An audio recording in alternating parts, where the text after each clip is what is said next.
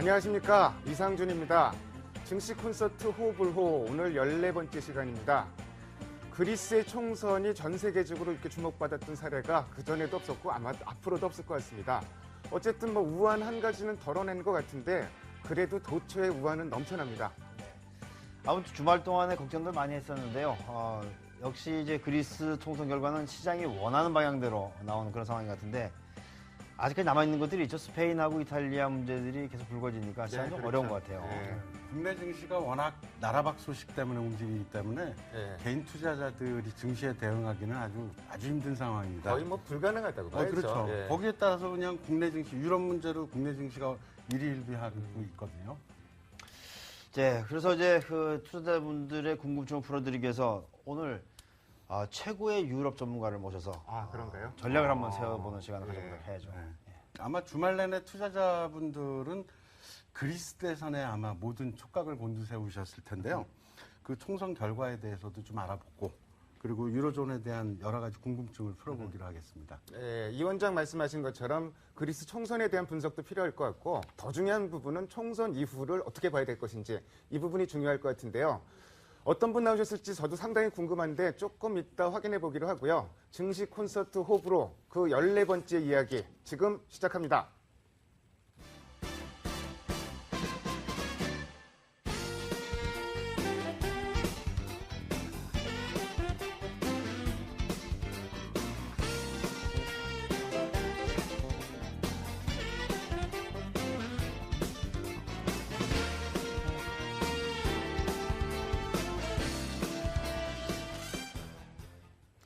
등산으로 따지면은 그리스 총선이 어떤 산 올라가는데 한 7분 운성쯤 됐으면 좋겠는데 이상하게 기분은 아직도 산 기슭에 좀 헤매고 있는 좀 그런 기분이 드는데요. 저만 그런가요? 마치 산이 자라고 있다는. 네, 그런 기분도 좀 들고요. 네, 지난번에 말씀드렸듯이 양파 껍데기 까는 겁니다.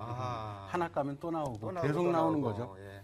그래도 뭐 그리스 얘기 먼저 좀 시작을 해볼까요? 그렇죠. 근데 그 그리스 총선 다 아시는 바와 같이 신민당이 이제 일당이 된 거죠. 그렇죠. 예. 일당이 돼서 70석에다가 저기 50석을 더 가져가니까 플러스 50석. 그것도 웃기는 거예요. 그렇죠. 50석을 왜 주나 몰라요. 네. 왜? 그래도는 아마 미리 다들 예측은 좀 됐던 것 같아요.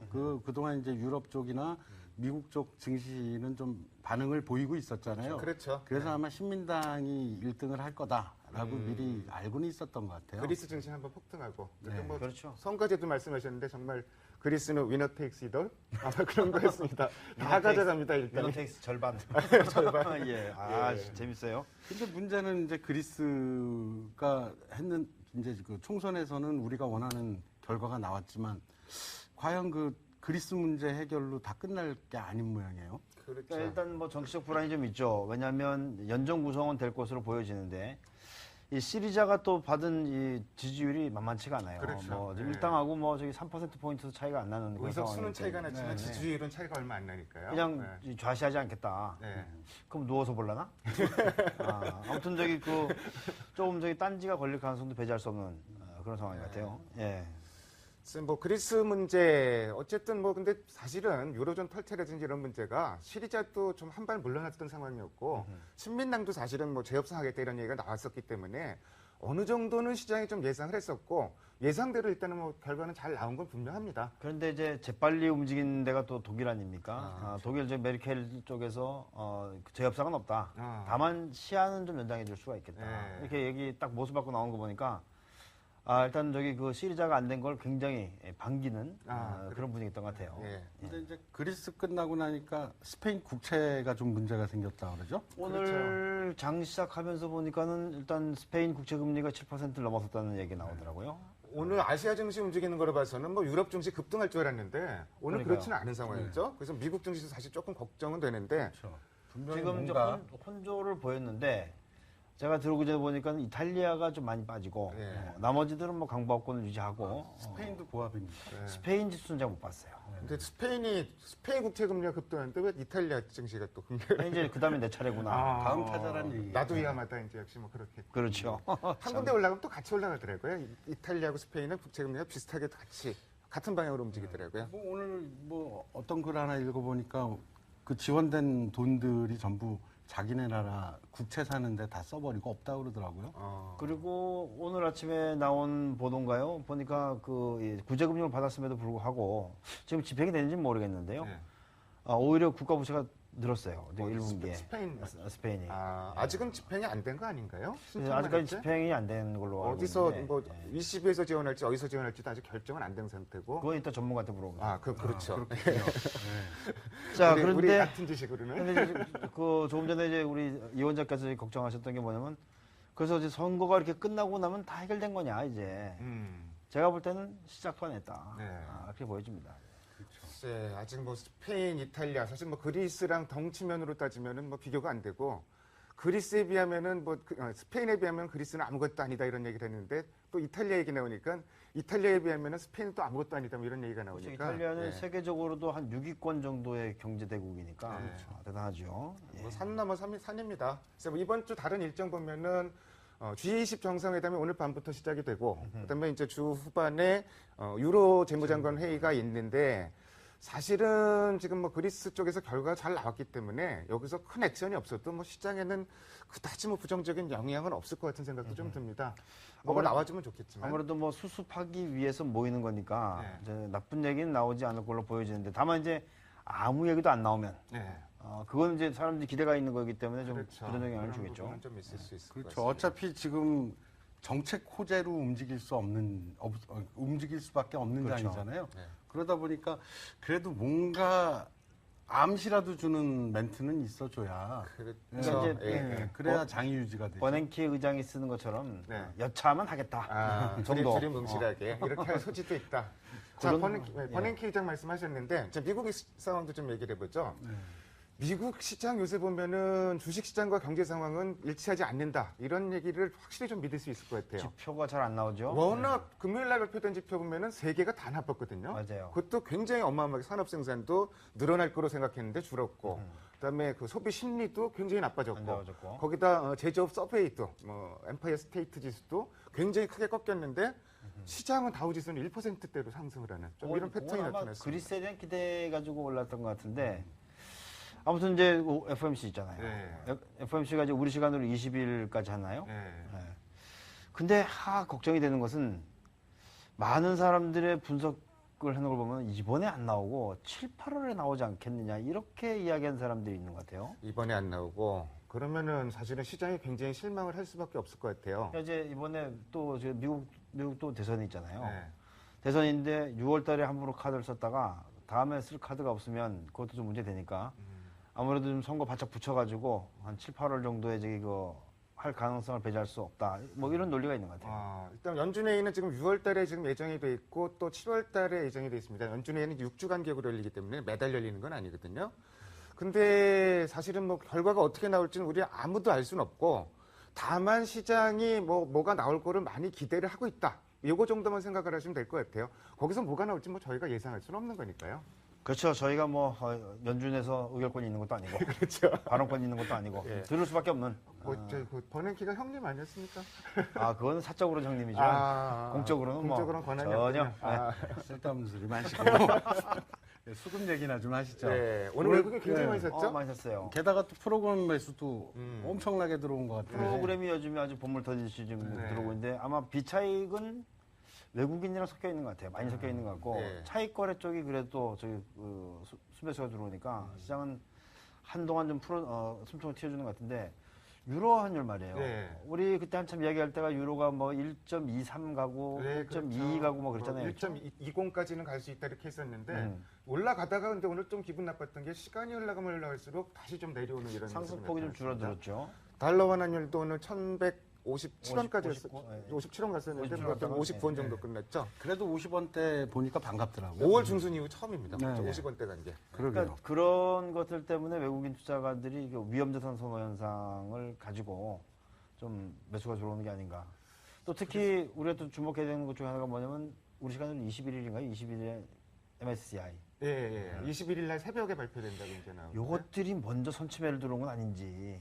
근데 1년 있다가 자금 들어온다고 그러는 것 같은데. 아니 이제 그거는 이제 저기 먼저 잡아놓는 경우가 있어요. 근데 그거가 21일인데 지금 들어온다는 건 조금 너무 빡빡한 얘기인 것 같고 그게- 들어오려면 진작 들어왔었겠죠. 지난번 연말쯤에 그 랠리 있었잖아요. 그때도 그런 얘기는 했었어요. 그것 때문에 들어오는 거예요. MSCI 얘기 잠깐 하자면은 사실 뭐 선진국 지수 들어간다고 돈이 많이 들어오는 건 아니고 오히려 시장에서 말하는 게 대만은 편입되고 한국은 편입 안 되는 이 시나리오가 주식시장에 가장 좋다 이런 얘기들을 많이 합니다. 되면은 한 11조 정도 들어온다. 네, 이머징 쪽에서 한국 비중이 워낙 높아지기 때문에 오히려 그게 가장 바람직한 시나리오다 이런 얘기를 많이 하는데요. 대만이 편입되면 걔네 선진국가고 우리는 아는 거고. 그렇죠. 예. 대만께 빠져나가는 거죠. 그렇죠. 그만큼 이런 예. 그러니까 뭐 어쨌든 이것저것 많이 생각을 해봐야 되는데 아무튼 뭐 조금 더 확인해야 될 부분은 연준회의 결과 좀 확인할 필요가 있을 것 같습니다. 자, 시장 얘기 근황 토크는 이 정도에서 좀 마무리를 해보도록 하고요. 요새 시장, 뭐 그리스 문제라든지 유로존, 뭐 의견이 있으신 분들은 시청자 게시판에 의견을 올려주시면은 저희가 채택해서 소정의 상품을 드립니다. 역시 책은 강 교수의 책인데요. 책 얘기 한 번만 더 해주십시오. 예, 저는 기업 분석이 처음인데요. 예, 정말 좋은 책입니다. 예. 부끄럽고요. 예. 겸손을 가장한 좀 잘난 척 같기도 하고요. 뭐 예. 해야죠. 어떡합니까? 자, 뭐 근황 토크 이 정도에서 마무리하고요. 오늘 중요한 순서입니다. 어떤 분이 나오셨을지 뭐 여러 가지 깊이 있게 좀 말씀을 여쭤봐야 될 것 같은데요. 어떤 분이 나오셨을지 언제나 멋진 이미지 앵커가 준비하고 있습니다. 이미지 앵커 나와주십시오. 네, 안녕하세요. 이미지입니다. 증시 콘서트 호불호 14번째 시간 함께하고 계십니다. 오늘 이 시간에는요, 저희가 유럽 문제에 대해서 보다 심층적으로 분석해보는 시간을 마련을 했습니다. 유럽, 그 가운데서도 최근에 시장을 가장 떠들썩하게 했던 문제 국가가 하나가 있죠. 그리스에 대해서 보다 심층적으로 좀 얘기를 해보도록 할 텐데요. 화제가 된 배경들을 저희가 키워드로 하나하나 알아보도록 하겠습니다. 자, 첫 번째 키워드 함께 보시죠. 산 넘어 산 구제금융이라는 키워드입니다. 그리스는 지난 2001년에 유로존에 가입을 했습니다. 그리고 2008년 이 글로벌 금융위기 이후에 재정위기가 부각이 되면서 유럽 내에서도 골칫거리로 자리 잡기 시작했습니다. 결국에는 지난 2010년 1차 구제금융을 시작으로 올해 초에 2차 구제금융을 받기에 이르렀는데요. 하지만 이 구제금융 조건을 두고서 유로존과의 불협화음이 지속되는 모습이었습니다. 때문에 유로존 내에서도 뿌리 깊은 악재가 되는 모습이었죠. 바로 이어서 두 번째 키워드도 열어보도록 하죠. 자, 오늘의 두 번째 키워드입니다. 그리스 내에서 이 정치적인 대립이 만만치 않았다라는 점이 또 문제였습니다. 1차 총선 당시에 연립정부 구성에 실패를 하면서 그리스 내에서도 좀 잡음이 일어나는 상황이었죠. 유로존을 탈퇴할 수도 있다라는 가능성들이 제기가 되기 시작했습니다. 그래서 신조어가 등장을 하기도 했습니다. 나타난 신조어가 바로 이 단어였죠. 그렉시트였습니다. 자, 마지막 키워드 열어보도록 하죠. 오늘의 마지막 키워드, 그리스 2차 총선 결과는이라는 이 키워드입니다. 주말 동안에 밤잠을 설쳐가면서 전 세계 이목이 집중됐던 그리스의 2차 총선. 결국 구제금융 조건을 이행하겠다고 공약을 했던 신민당의 승리로 끝이 났습니다. 이로써 지난 한 달간 국제금융시장을 공포에 몰아넣었던 그리스발 문제 어느 정도 일단락이 되어진 걸로 보여지는데요. 하지만 문제는 스페인과 이탈리아로까지 전염될 수 있다는 우려감이 남았다는 것입니다. 급한 불은 껐지만 추가적인 악재가 나올 가능성도 염두에 둬야 할 텐데요.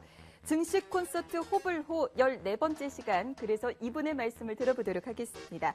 오늘 이분과 함께 유로존에 대한 심층적인 얘기들 나눠보도록 할 텐데요. 자, 만나뵙도록 하죠. 안녕하세요. 안녕하세요. 네. 오태현입니다. 자, 대외경제정책연구원 오태현 연구위원 모셨습니다. 안녕하십니까. 오태현입니다.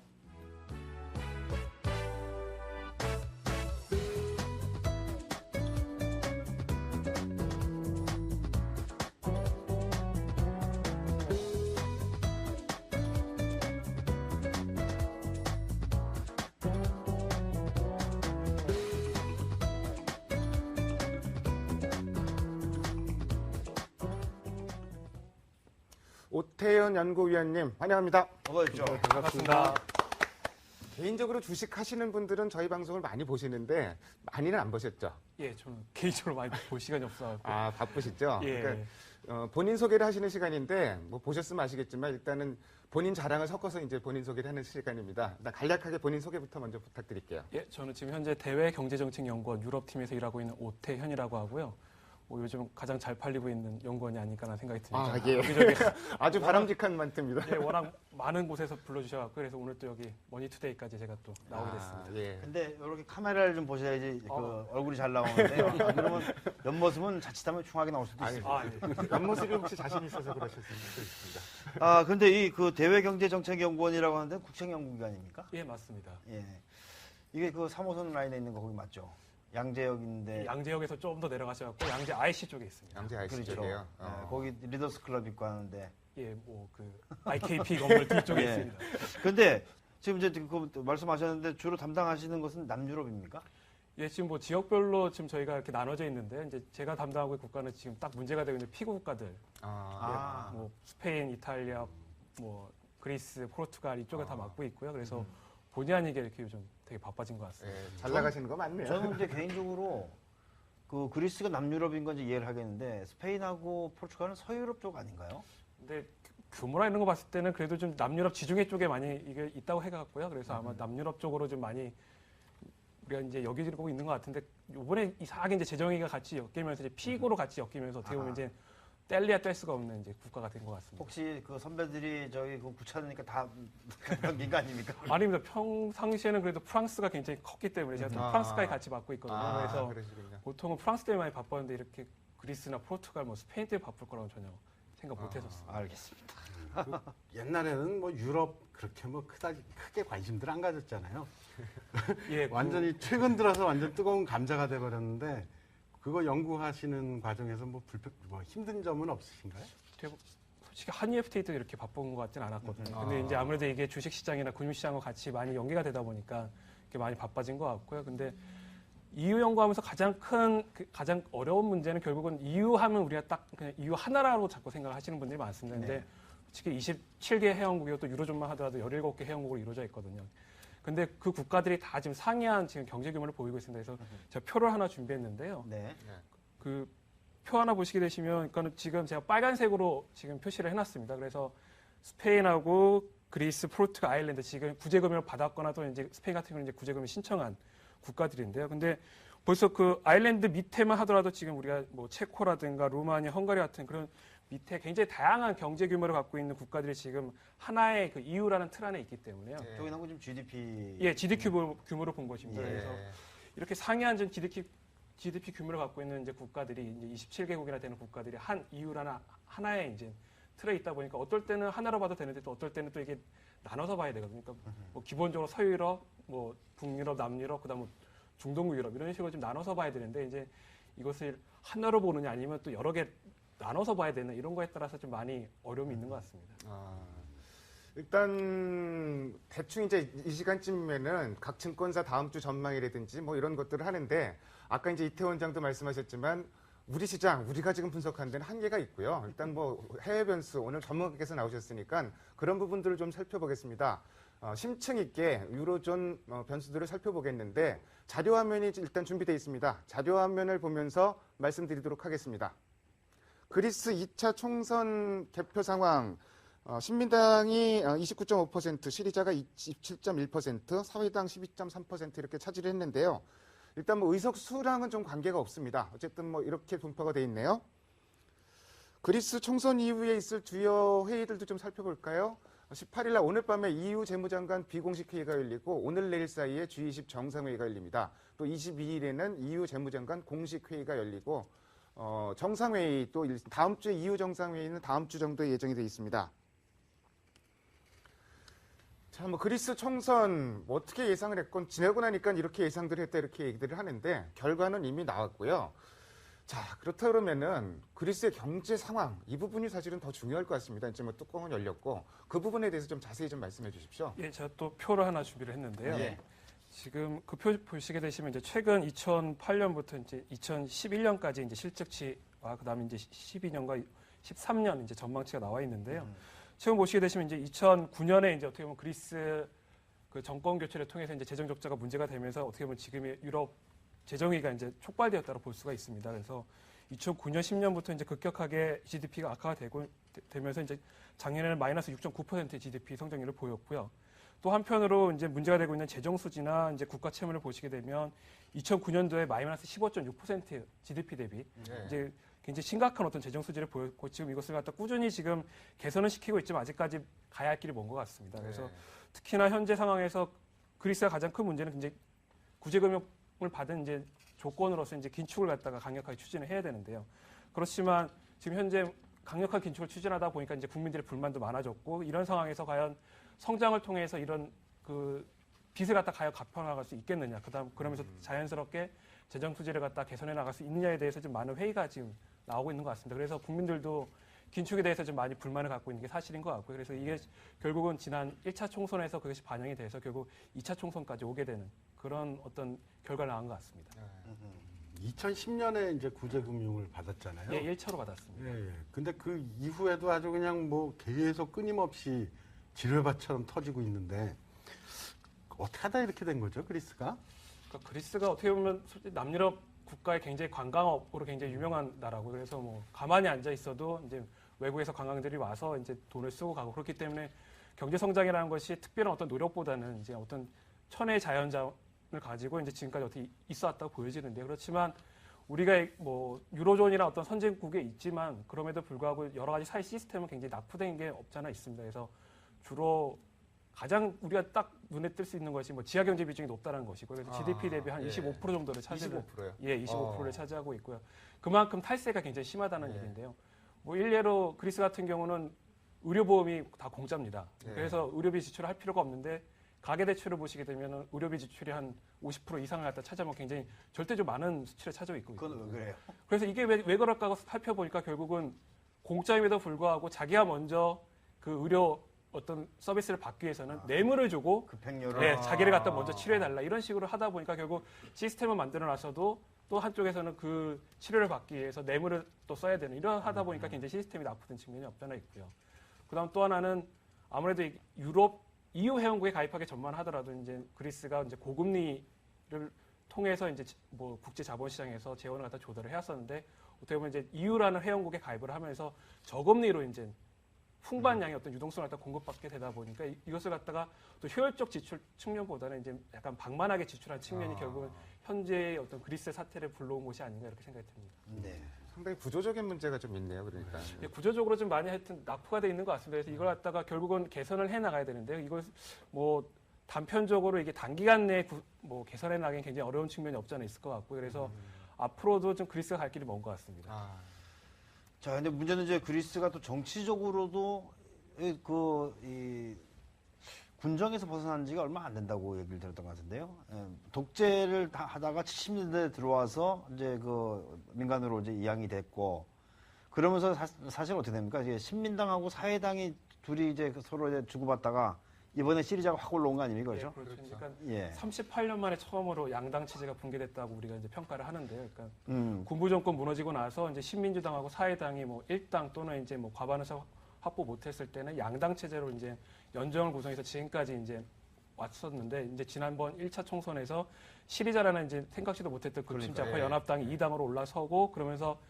이제 결국 연정 구성이 실패하면서 이제 38년 만에 양당 체제가 처음으로 붕괴된 그런 사태를 갖다 맞이했습니다. 오늘 아침에 보니까 시리자에서도 우리가 저기 그 비록 의석수는 작지만 저기 그 뭐 연정을 구성해서 마음대로 하게 되면 우리 자시하지 않겠다. 뭐 이렇게도 발언도 했던 것 같은데 이게 아무래도 좀 갈등이 더 남아 있는 거 아닙니까 이게?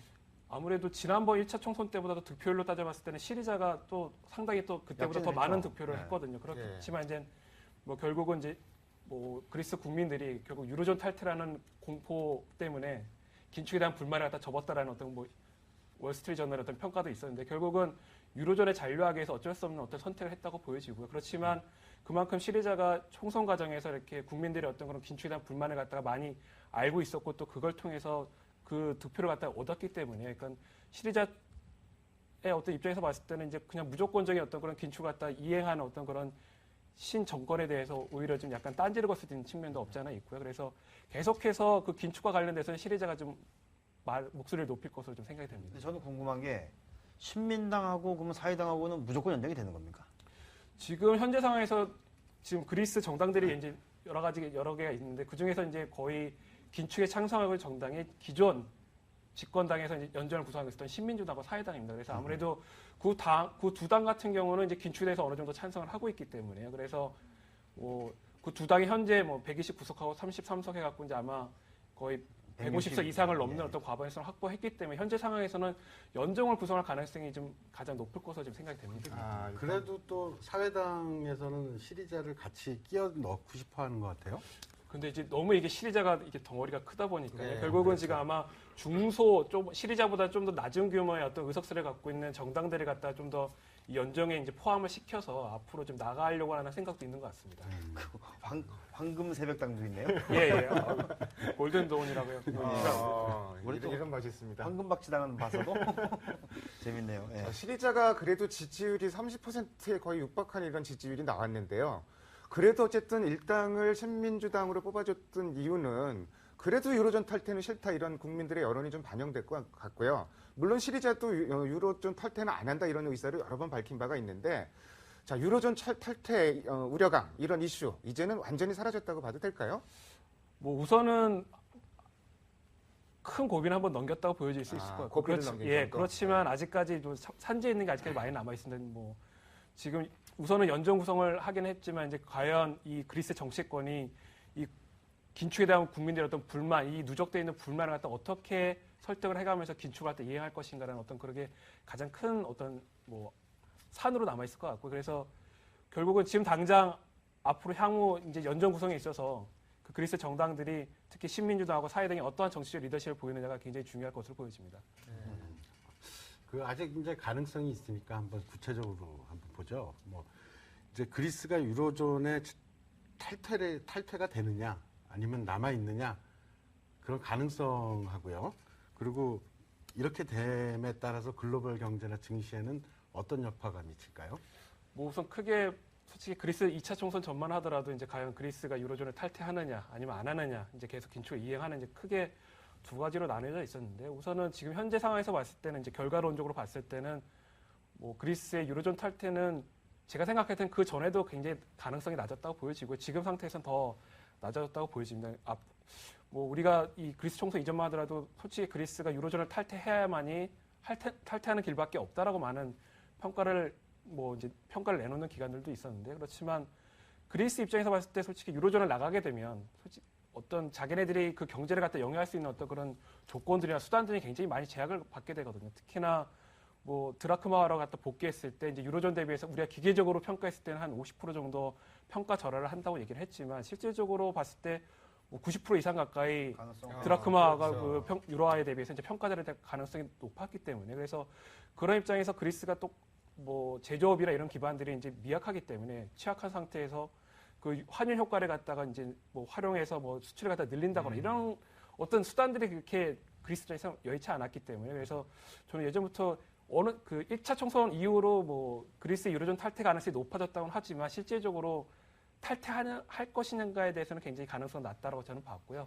근데 저는 이제 개인적으로는 이 그리스가 관광 자원이 많잖아요. 네. 그러니까 우리 애들 수학여행을 갖다 다 몰려갈 수도 있는 그런 그 가능성도 배제할 수 없잖아요. 예, 근데 보니까는 지금 현재 이렇게 정정 불안이 아무래도 있었기 때문에 이제 2차 총선 하기만 정국이 전만 하더라도 불안하니까. 보니까 제가 이렇게 여러 뉴스를 보다 보니까 이제 그리스가 작년에도 굉장히 관광 수입이 많이 줄었다고 하더라고요. 예. 근데 올해 1, 4분기 때 아마 제가 이제 듣기로는 관광객 그 관광 수입이 한 25% 가까이 줄었다고 합니다. 그래서 그리스에서 이제 유명한 5성급 호텔들이 운영을 갖다 중단하고 그래서 아마 그리스 전역에서 아마 아테네에서 80여 개 이상의 어떤 호텔들이 이제 운영을 갖다 안 하고 그냥 우리 일 안 하겠다 이런 식으로 지금 나간 상태라고 하거든요. 그만큼 관광 수입이 생각보다는 정정 불안 이런 것이랑 같이 겹치면서 그렇게 큰 효과는 못 보고 있었던 것 같습니다. 그리스는 그렇다면 먹고 살 게 지금 막막하네요. 수출품도 올리브밖에 없다고 또 얘기를 하는데 일단은 그리스 문제가 안정되기 위해서는 선결 조건으로 정치권이 안정되는 수밖에 없을 것 같습니다. 예, 결국은 그리스가 지금까지 유럽 재정위기를 갖다 크게 흔들었고 그다음에 현재 그리스를 갖다 일으켰던 것이 결국은 정치권에서 어떤 촉발된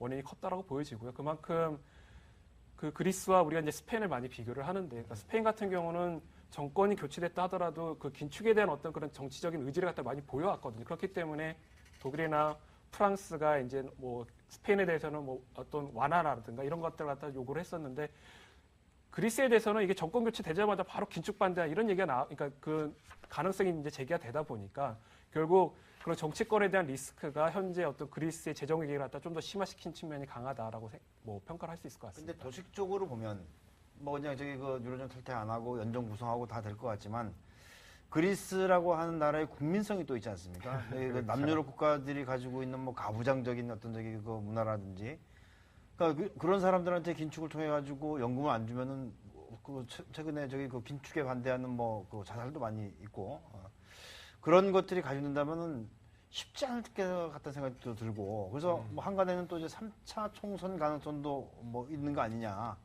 이런 얘기도 있는 것 같던데요. 예, 그래서 이게 뭐 2차 총선 하기 전만 하더라도 굉장히 그 정치적 불확실성이 높아지다 보니까요. 그래서 뭐 주요 기관들에서는 이게 설령 2차 총선이 결과가 나온다 하더라도 연정 구성하기가 굉장히 힘들 것이다 이러면서 결국은 뭐 3차 총선까지도 가능할 수도 있다라고 이제 그런 전망을 내놓는 보고서들이 있었는데 근데 지금 현재 상황에서 봤을 때는 우선은 뭐 신민주당과 사회당이 뭐 두 당만으로도 우선 150석 이상을 갖다 확보한 상황이기 때문에 어느 정도 3차 총선까지 가기 전에 우선 연정을 구성할 수 있을 것으로 지금 뭐 전망하고 있습니다. 그렇군요. 네.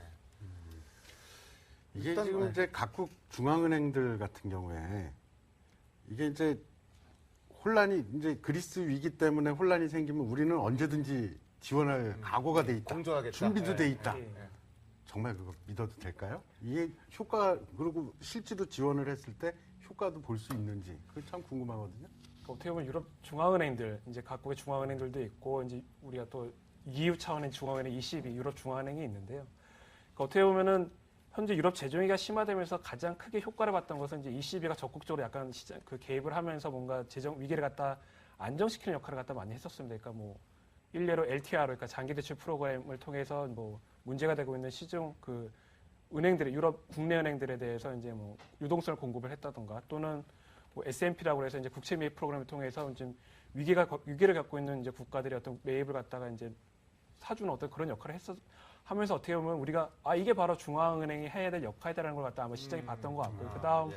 실제로 이제 그런 어떤 액션이 취해질 때마다 이제 단기적이긴 하겠지만 그래도 어느 정도 금융시장이 안정된 모습을 보였던 것도 사실이거든요. 그래서 앞으로 이제 봤을 때는 결국 유럽 중앙은행 역할이 좀 더 강화돼야지 이런 시장의 신뢰를 갖다 더 빨리 얻어낼 수 있지 않을까 이런 생각을 하고 있습니다. 그렇군요. 자, 근데 그 조금 전에 말씀하실 때 그리스가 이제 그 관광업밖에 없다. 제가 알기로는 그 선박 왕들이 다 거기 있잖아요. 그렇죠. 선박 왕들이 선박왕. 해운업들 저기 그 굉장히 강하고 그쪽은 어떻게 되는 겁니까, 그럼요? 그러니까 해운업 같은 경우는 이제 상대적으로 많은 고용을 갖다 창출하고 있고요. 그래서 이제 시리자가 이제 2차 총선에서 제1당이 될 가능성이 높다라고 이제 점쳐지면서 시리자 같은 경우는 이 해운업에 대해서도 지금까지 어떤 조세 감면을 갖다 없애고 폐지하고 이 해운업계에도 이제 세금을 부과하겠다라는 어떤 그런 정책들을 발표를 했었습니다. 그러면서 어떻게 보면 그리스 해운업계가 한번 이렇게 바짝 긴장했겠네요. 뒤집어진 적이 있었는데 긴장을 많이 했었었는데요. 그렇지만 그러면서 이제 한편으로는 정말로 시리자가 집권하면서 만약에 해운업에 대해서 조세를 부과한다면 우리는 언제든지 그리스를 갖다 떠날 준비가 돼 있다라고 어떻게 보면 으름장을 또 놓았던 것도 어떻게 보면 사실인데 현재 상황에서는 뭐 그리스가 예전부터 이 해운업에 대해서 어떻게든 좀 조세를 부과하려고 여러 번 시도를 했었지만 결과적으로는 이제 조세 부과에는 실패하고 계속해서 어떻게 보면 지금 뭐 세제 혜택을 보고 있는 거나 마찬가지라고 볼 수 있을 것 같은데 근데 앞으로 당분간은 계속 이 세제 혜택을 볼 수 있지 않을까 생각을 하고 있습니다. 그러니까 결국은 이 그리스 문제 중에 상당 부분이요. 국민들이 이렇게 이제 반발하고 막 이러는 게 결국은 정치권 뭐 그다음에 기득권들이 워낙 부패하고 탈세를 하다 보니까 이 사람들이 말을 듣질 않는 거예요. 그렇죠. 네. 왜 너만 먹냐? 나도 좀 먹자. 그렇죠, 이렇게 그렇죠. 하는데. 그렇죠? 그러니까는 감당할 수가 없는 거예요, 결국은. 맞아요. 자, 그리스 문제는 이 정도로 좀 정리를 해보고요. 사실 그리스도 중요한데 스페인이라든지 이탈리아, 뭐 다른 유로존 상황도 이제는 더 중요해지는 것 같습니다. 그런 한 발 더 들어가서 그런 내용들을 깊이 해보는 시간을 좀 가져보도록 하겠는데요. 아까 자료 화면으로 준비되었던 그리스 총선 결과 그리고 이번 주 일정 자료를 다시 한번 확인하시고 잠시 뒤에 이미지 앵커가 다시 돌아옵니다.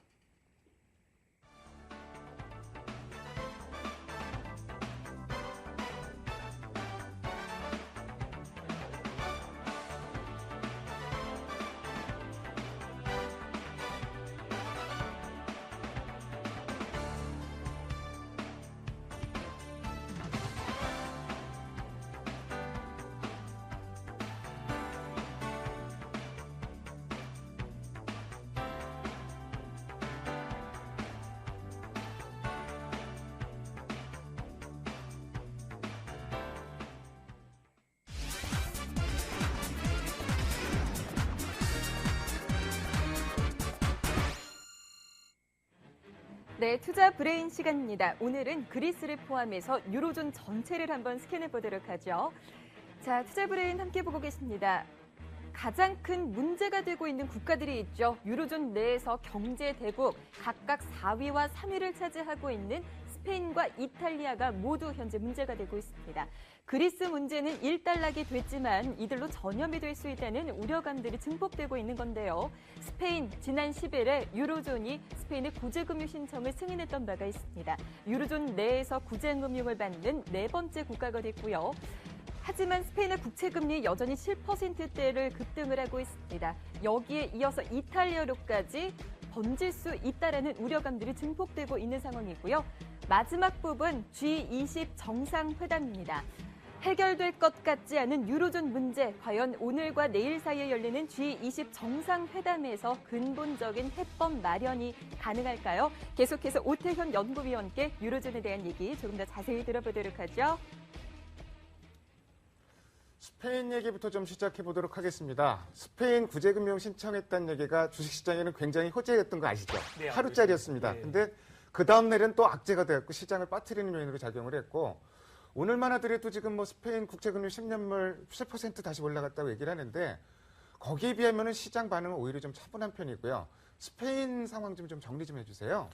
어떻게 보면 스페인이 이제 구제금융을 신청을 하면서 어떻게 뭐 단기적으로 진짜 아까 말씀하신 대로 이제 하루짜리 반짝 효과를 보고 다시 악화되는 측면을 보였는데요. 결국은 스페인 위기의 가장 큰 문제는 과연 스페인 은행권이 갖고 있는 부실 규모가 어느 정도인가라는 끝을 알 수 없는 어떤 그것 때문에 아마 시장이 굉장히 많이 불안해하는 것 같습니다. 그래서 우리가 이제 보통 아일랜드하고 많이 지금 현재 스페인을 갖다가 많이 비교를 하고 있는데요. 그러니까 아일랜드 같은 경우는 스페인과 비슷하게 부동산 경기가 하락을 하면서 결국은 구제금 은행권의 부실이 확대되고 그러면서 어떻게 보면 이제 구제금을 받게 된 어떤 그런 스페인과 비슷한 어떤 그 과정을 거쳐왔는데 아일랜드는 비교적 단기간에 은행권의 부실 규모를 갖다가 추정을 해서 그것을 갖다가 구제금을 신청하는 데 활용을 했다면 스페인 같은 경우는 여전히 정부가 그 부실 규모가 얼마인지 갖다 제대로 확인을 못 해주고 있었습니다. 그러니까 그것이 어떻게 보면 지금까지 시장에 계속 반영이 되면서 어떤 불안 요인으로 작용을 했던 것 같고 그러다 보니까 과연 1,000억 유로를 이제 신청을 했는데 그것도 보통 이제 스페인 정부는 IMF가 370억 유로가 필요할 거라는 어떤 IMF 보고서를 보고 이제 우리는 그거보다 3배가 많은 한 1,000억 유로 정도를 갖다 신청을 하겠다라고 얘기를 하면서 어떻게 보면 자기네들은 좀 더 자랑스럽게 이걸 갖다 얘기를 했는데 그렇지만 시장에서는 과연 그럼 1,000억 유로 갖고 되겠느냐라고 오히려 그걸 이제 되묻는 그렇죠. 그러면서 오히려 좀 더 아마 1,000억 유로로 더 불가능하고 또 2차 또는 3차 더 구제금이 필요할 수도 있다라고 하는 게 아마 시장에 지금 퍼져 있는 어떤 그런 평가였던 것 같고 그것이 결국 지금 현재 스페인의 위기를 갖고 온 게 아닌가라 생각을 합니다. 그렇다면 결국은 스페인 같은 경우에는 부동산 가격이 하락하는 것이 멈춰져야지 일단 예. 뭐 해결의 단초가 생기겠네요. 근데 지금 현재 스페인 같은 경우가 참 그게 힘든 상황이 우리가 일반적으로 스페인이 어떤 그런 주택 가격의 고점에 찍었을 때 정상가보다 한 50% 정도 데비에이션이 일어났다고 그러니까 과대평가됐다고 많이 평가를 합니다. 근데 지금 현재 고점 대비해서 스페인의 주택 가격이 한 27% 정도 하락을 했거든요. 더 빠질 소지가 있다고 그렇지만 보시는 근데 거예요. 이미 그 정상 가격과 우리가 비교를 했을 때는 앞으로 한 20% 이상은 더 하락을 해야 우리가 일반적으로 이제 스페인의 정상 가격으로 갈 수 있다라고 이제 평가를 하기 때문에 그래서 지금 현재 스페인 정부로서는 이 추가적인 주택 가격 하락을 갖다가 이렇게 반전시킬 만한 어떤 그런 카드가 없기 때문에 그것을 정책을 갖다 운영하는데 우선 기저로 깔고 이것을 어쩔 수 없이 받아들이고 이제 그럼 과연 재정 적자는 어떻게 해결할 것이며 유럽 그 스페인 은행권의 부실은 어떻게 해결할 것인가 이거에 해결해야 되는 거기 때문에 굉장히 많은 부담을 작용하는 것 같습니다. 지금 뭐 스페인도 문제지만은 시장에서는 다 알만한 사람 다 알아요. 다음은 이탈리아구나. 이탈리아도 지금 뭐 국채금리가 한 6.3% 10년물이 가는 것 같은데 이탈리아도 우리가 준비를 해야 되는 겁니까? 어떻게 되는 겁니까? 그러니까 이탈리아 같은 경우는 어떻게 보면은 그래도 앞에 기존의 어떤 구제금을 받았던 뭐 스페인, 그리스, 포르투갈, 아일랜드와 다 비교해서 봤을 때는 경제 펀더멘털적인 측면만 놓고 봤을 때는 굉장히 양호한 측면을 그래도 그나마 보이고 있거든요. 이들 국가들과 비교해서는. 다만 이제 이탈리아 어떤 거시경제 지표상에서 문제가 되는 거는 이제 높은 이제 국가 채무 비중이 어떻게 보면 문제로 제기가 됐는데 굉장히 아이러니한 거는 유럽 재정위기가 터지기 전만 하더라도 이 터지기 전 10년 동안 계속해서 이탈리아의 국가 채무는 100%를 넘었거든요. GDP 대비. 그렇지만 그 전에는 어느 누구도 문제를 제기하지 않았습니다. 그런데 이제 이게 유럽 재정위기가 발발을 하고 그러면서 결국은 그리스가 이제 재정 적자도 높고 국가 채무 높다 보니까 그와 비슷한 어떤 범죄에 있는 국가들이 뭐냐 이렇게 찾다 보니까 결국 이탈리아 국가 채무 높네 이러면서 어떻게 보면 피그한 국가 안으로 같이 편입되게 된 어떤 그런 뭐 굴욕 아닌 굴욕을 받았다고 할 수 있을 것 같은데요. 그런데 뭐 우리가 일반적으로 이탈리아 가장 그나마 경제 펀더멘털이 좋다는 것은 다른 유럽 국가들과 달리 기초재정 수지가 아직까지 흑자입니다.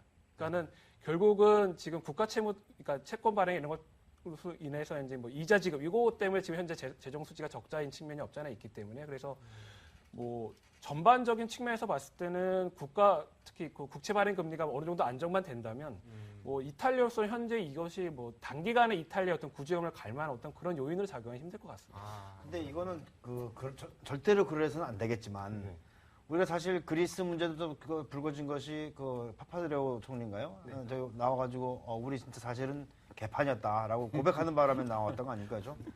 근데 그 사이에 있었던 이제 벨루스코니 우리 분가분가 총리께서 워낙 정치를 잘하셔가지고 그분이 혹시 어떻게 뭐 묻어두고 간 거 아닌가 싶기도 하고.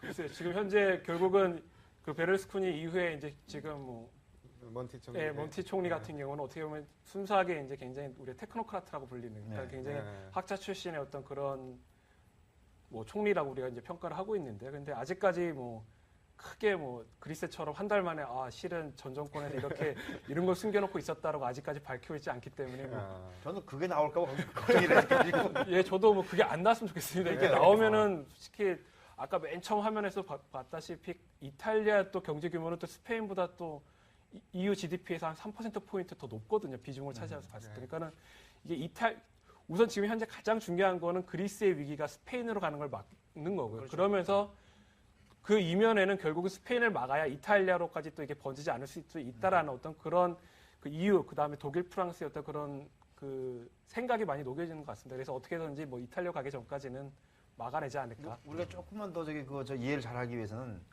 스페인의 그 주요 기관사는 무엇이고, 그 다음에 그 이탈리아의 기관사는 어떤 거예요? 그러니까 스페인 같은 경우도 지금까지 스페인 경제를 이끌었던 건 부동산 산업, 건설 산업이었고요. 그렇죠. 그 다음 또 비슷하게 그리스랑 비슷합니다. 관광 산업 이 두 가지가 어떻게 보면 현재까지 스페인 경제를 이끌었다고 보시면 되고요. 그러다 보니까 이게 부동산 경기 붐하고 이제 같이 맞물리면서 스페인의 저축은행들도 급격하게 이게 몸집을 불렸는데 뭐 결국 부동산 버블이 붕괴가 되면서 이제 은행들도 같이 지금 현재 위험에 처한 어떤 상태에 그렇죠. 어떤 머물게 됐고요. 그다음 이탈리아 같은 경우도 이제 뭐 관광업도 어느 정도 크게 비중을 차지하고 있지만 그래도 이탈리아는 제조업 분야가 특히 중소기업을 갖다 중심으로 한 어떤 제조업 분야가 굉장히 강점을 갖고 있고 이게 이제 수출기업 특히 뭐 의류 산업이라든가 또는 뭐 이런 뭐 고가의 어떤 그런 뭐 럭셔리 뭐 어떤 제품들 이런 것들이 굉장히 이탈리아로서는 굉장히 수출 경쟁을 갖고 있는 어떤 품목이기 때문에 이들 분야의 어떤 강점을 갖고 있다고 보이죠. 그럼 스페인하고 이탈리아를 같이 놓고 보기엔 대단히 어렵네요. 예, 그러니까 우리가 굉장히 단순하게 그냥 지표만 놓고 같이 문제가 되니까 이렇게 같이 몰아넣 넣긴 했지만 이탈리아 같은 경우는 굉장히 왜 우리가 여기에 들어가야 될까라고 굉장히 아마 의아해할 수도 있을 것 같습니다. 억울할 수도 있을 것 같습니다. 예. 그렇군요. 이번 주 이벤트 중에 보면 이제 G20 정상회담 있잖아요. 이게 이제 그리스 총선 이후가 중요한 건데 거기서 뭐 어떻게 좀 완충 작용을 해줄 만한 정책이 나올 것처럼 보이십니까?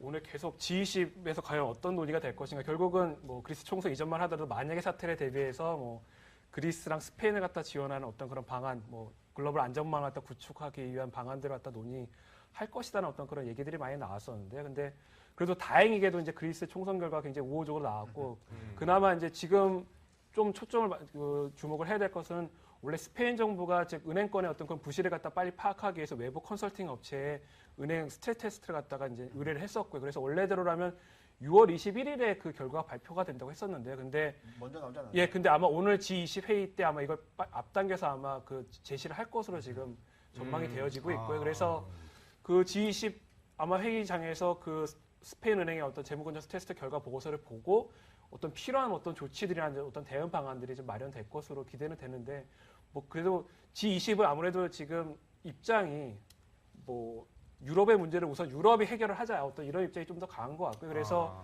뭐 유로존 재무장관 회의라든가 또는 뭐 EU 재무 정상회담 이쪽에서 좀 더 좀 구체적인 내용 어떤 대응 방안이 나오지 않을까 이렇게 좀 예측을 해볼 수 있을 것 그러니까 같습니다. 이게 막 다 이야기는 열심히 하는데 결국 돈 내라 그러면 돈 내는 사람들이 없다니까. 뭐 미국도 그렇고 G20이 그게 문제예요.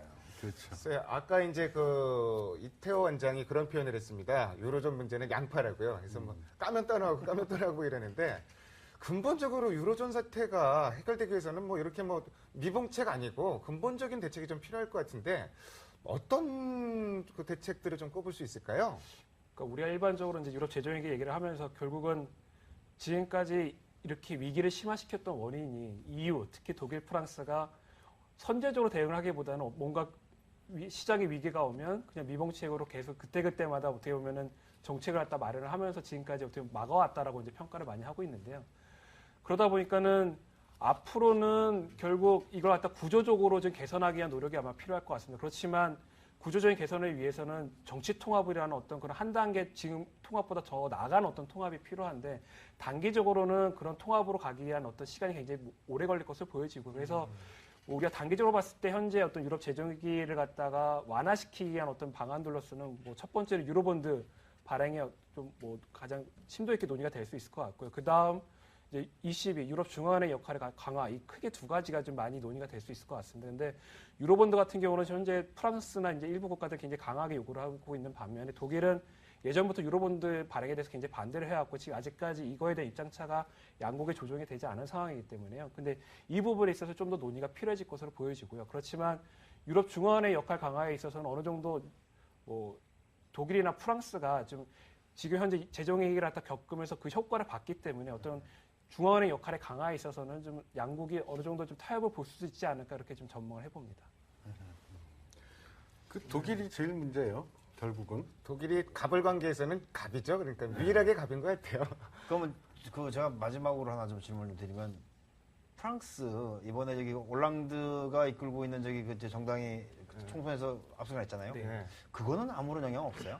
그러니까 어떻게 보면 이제 우리가 이제 프랑스 대선이 굉장히 원래는 유럽 재정 위기를 갖다 우리가 전망하는 데서 가장 중요한 오히려 그리스 총선보다는 좀 더 중요한 어떤 그런 이슈가 될 것이라고 생각을 했었는데 생각보다는 오히려 대선 결과 있고 나서 크게 금융시장에 미치는 파급 효과가 오히려 적었고 올랑드가 강조했던 긴축보다는 성장을 통해서 그 현재 유럽 재정 위기를 갖다 해결해야 된다는 게 오히려 더 큰 EU 차원에서 좀 많이 합의가 지금 되어지고 있는 상황인 것 같고요. 그러다 보니까 현재 이 총선 과정에서 결국 올랑드가 갖고 있는 사회당의 과반 이상을 갖다 확보했다는 것은 올랑드가 이제 그 성장으로의 어떤 그런 정책을 갖다 추진하는 데 있어서 어떤 그런 정치적인 지지 기반을 확보했다는 점에서 굉장히 긍정적으로 판단할 수 있을 것 같고 그것이 결국 EU 차원에서도 이제 프랑스가 강력하게 성장을 위한 어떤 그런 정책들을 갖다 이제 앞으로 추진하겠구나라는 어떤 그런 시그널적인 어떤 측면도 지금 준다는 측면에서 굉장히 긍정적으로 평가를 할 수 있을 것 같습니다. 자, 시간이 사실은 증시 콘서트 호프로 진행하다 보면 항상 시간이 짧은데 오늘은 정말 시간을 연장하고 싶습니다. 근데 시간이 지금 뭐 한 1분 남짓 남았는데요. 자, 유로존 상황 일단 뭐 낙관적으로 봐도 될까요? 짧게 좀 말씀해 주십시오. 저는 뭐 낙관적으로 보고 싶습니다. 지금까지 어떤 통합이라는 어떤 기회비용을 생각할 때는 앞으로 이제 EU는 더 앞으로 진일보하게 한번 노력할 것으로 보여집니다. 예. 참 오늘 시간이 많이 아쉽습니다. 오태현 연구위원님 오늘 말씀 잘 들었고요. 말씀 감사합니다. 고맙습니다. 감사합니다. 사실 뭐 그리스라든지 유로존 상황 여러 번 얘기 들어서 식상했을 것도 같은데 오늘 정말 최고의 전문가가 나와서 정말 깊이 있게 말씀을 해주셨고 저는 개인적으로 많이 도움이 됐습니다. 어떻게들 보셨어요? 그동안 뭐 말만 많았죠. 네. 정리가 완전히 된 네, 것 오늘은 같아요. 뭐 정리가 좀 네. 많이 된 느낌입니다. 그 자료를 찾아봐도 오늘 말씀드렸던 것처럼 이렇게 구체적으로 있던 자료는 없었던 것 같아요. 가련대가 좀 많이 긁힌 네, 것 네. 같고요. 예. 글쎄 뭐 시장 상황 사실 뭐 이런 상황 유로존 상황 이런 게 우리가 예측할 수 없는 상황이기 때문에 어떤 분들은 너무나 비관적으로 보고 어떤 분들은 너무나 낙관적으로 보고 이런 그 편중되는 이런 경향들이 있는데 이럴 때일수록 균형 감각이 더 필요하고 오늘 뭐 시청해주신 분들 여러 가지 많이 도움이 되셨을 것 같은데 여러 가지 사실을 객관적으로 보고 좀 균형 감각을 지켜나가는 그런 자세도 좀 필요할 것 같습니다. 증시 콘서트 호흡으로 14번째 시간 여기서 마치도록 하고요. 저희는 다음 주 월요일 날 9시에 다시 뵙도록 하겠습니다. 시청해주신 여러분 감사합니다.